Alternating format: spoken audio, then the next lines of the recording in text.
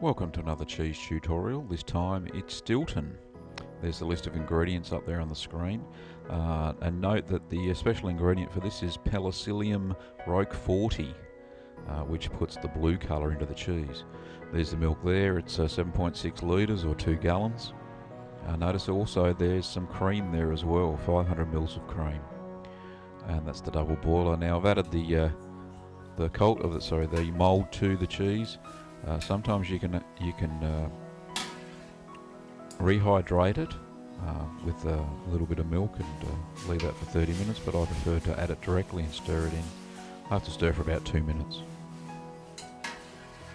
Then you bring it up to temperature, and the temperature for this cheese is 30 degrees, that's the target temperature, or 86 degrees Fahrenheit. Then you add the mesophilic culture. I'm using a direct set culture here, and you stir that in well for about a minute.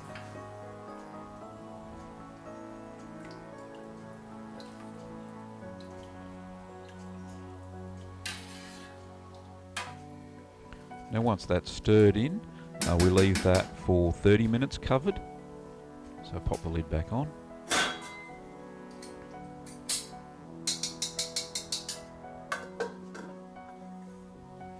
Now after that time's up, we're going to add the rennet. This is diluted rennet. This calls for about 2 mils or a quarter of a teaspoon. And I've mixed that with 60 mils of filtered rainwater. Now remember, before you add the rennet, make sure you're stirring, and then stir all the time as you're adding it. So it mixes it in very well. There we go. So stir it for about a minute. And because it's very rich, because we added milk and cream, we've got to let it sit to coagulate for a long time. So that's an hour and a half or 90 minutes. Same thing. So after the time's up, we check for a clean break. In this case, it's as simple as putting a knife through, because we actually don't cut the curd. So there we go. Yes, that looks like it's set well. The whey is clear on the knife. So what we're going to do now is move that to the sink, and we're going to ladle that, simply ladle it into a colander lined with a cheesecloth, and that cheesecloth has been sterilised in boiling water.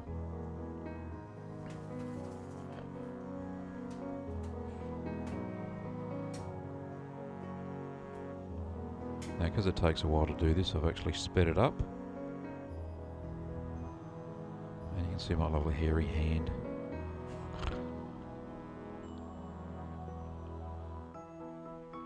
Okay, now I actually have a bowl underneath the colander, so the curds sit in a pool of whey, and that keeps it at the right temperature. Now we actually let that sit there for another 90 minutes or hour and a half. There we go, there's the last of it out of the pot.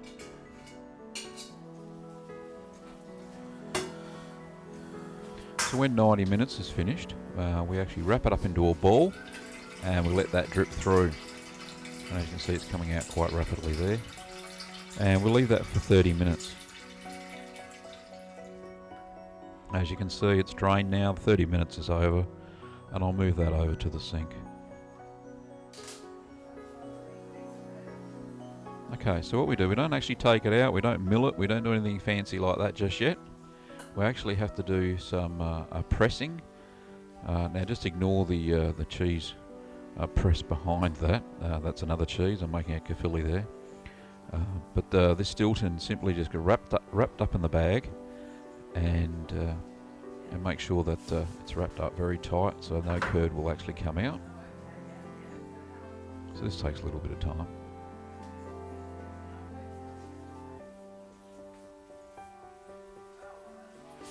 So nice and tight. You can see there's actually some curd leaking out, some whey leaking out a little bit. But I'm making sure that there's no holes at the top there. It's all wrapped over nicely. So what we're going to do now is we're going to put another cheese board on top of that.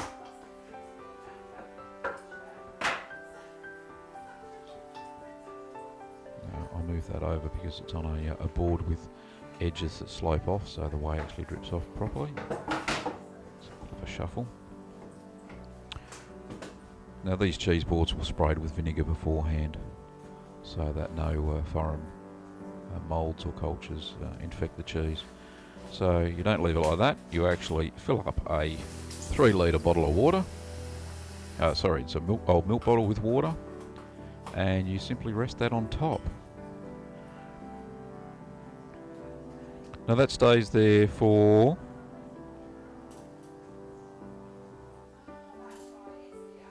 I left it overnight, so this was about 7 o'clock at night I did this, and I left it overnight. And that presses most of the whey out of your cheese, and in the morning you will find that you're left with a bag that's about half the size, as you can see there, and the curds are quite creamy. They're solid, but they're creamy. Now what we have to do now is we actually have to mill it and add the cheese salt. So as I'm wrapping up there, unwrapping it there,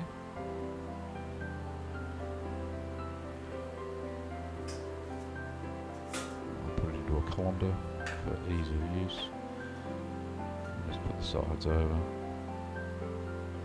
And you'll see in a second that it's quite a solid block. Not so solid that you can't break it up, and I broke it up into thumb size pieces. It says here on the recipe 1 inch, so thumb's about the size of an inch. So you break it all up first. As you can see, there's the big lump of it. And it's quite creamy. It's actually quite creamy to touch. And it's still quite moist in the middle, so you just crumble that up. And then once all that's crumbled up, you can see there, give it a bit of a stir. It's sticking to my fingers, but what we do now is we add cheese salt to that. So we're going to add 2 tablespoons of cheese salt. I just use a simple shop bought non-iodised salt.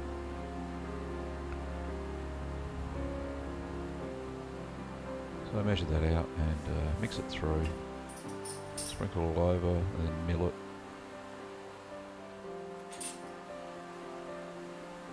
So just mix that up nicely.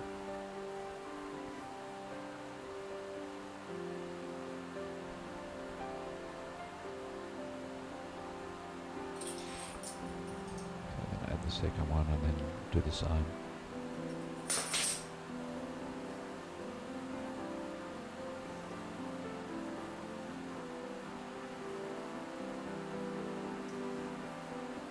So give it a good mix, we're talking about a good 2 minutes.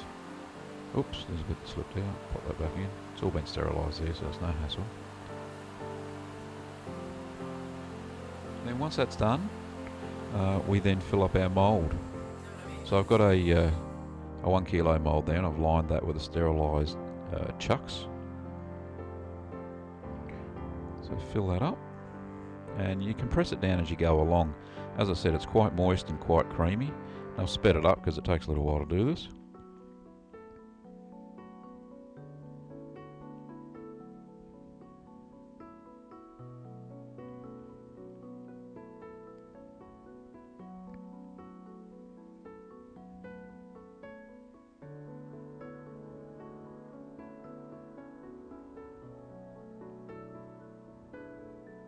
Now there will be a lot of curds, so use the largest mould that you have.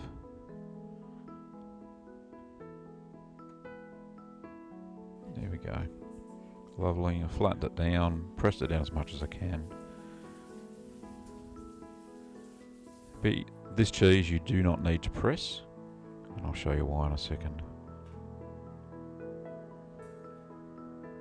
Okay, so we just fold over the stray bit of the cheesecloth or chucks there, and we put another cheese mat on top, and I use sushi mats, nice and simple, bamboo. Then you flip that over, just to make sure that it doesn't all fall out. Okay, and I'll flip that back again. Now what we actually have to do there is let that rest for a little bit. So for the first 2 hours we need to do this. We have to flip it every 15 minutes for 2 hours. And then we'll let that sit overnight at around 21 degrees or room temperature.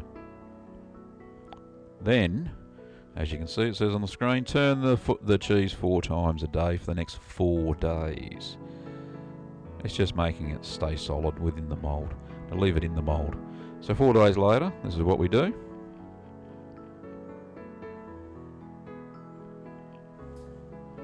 There's our cheese. What I do, I use a piercing tool. Now, it's pretty simple. I just use the thermometer that I use to do the cheese. I spray that with vinegar, make sure that's nice and clean. No dust on it. With a clean tea towel, we wipe that off.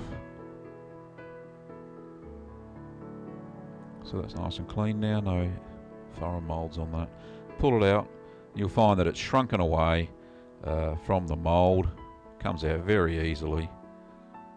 And what we actually have to do now is we smooth the cheese all over. You'll see it's got lots of rough bits. Now your hands have been sprayed with vinegar first, so there's no hassle as far as infection goes. So we just have to make sure that we smooth any cracks, because it hasn't been pressed and it's a very creamy cheese. Just got to smooth it all over, and this helps hold the cheese together. So I'll sped that up a bit because it took a good 5 minutes there, easy.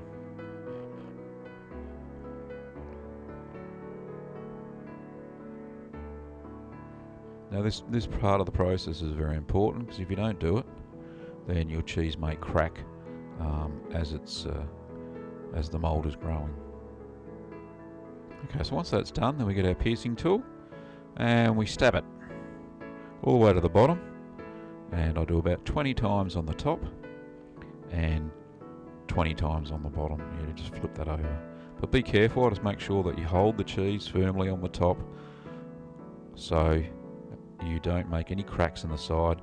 Do it about 1 inch in from the edge of the cheese, or you'll find that it does crack, because it's quite, in this state, quite crumbly. So I sped that up there. So I'm counting holes. So once that's done and I've got enough holes in there, we flip it over and do the same thing.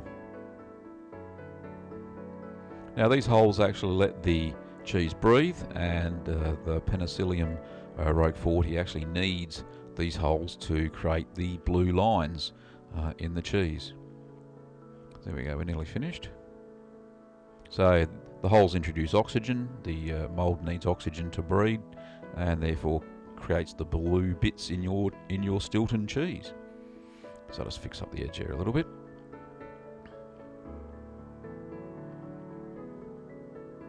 So I pressed too close to the edge and it started to form a little small crack. Now we're going to put this into our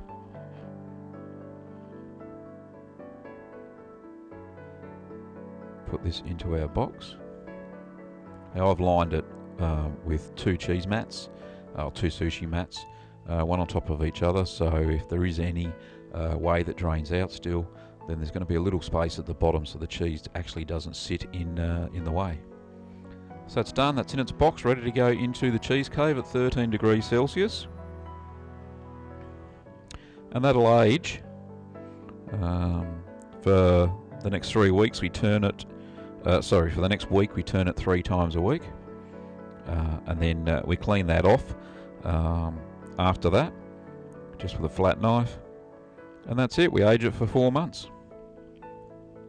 Enjoy, I hope you've enjoyed the cheese tutorial. I'll see you next time.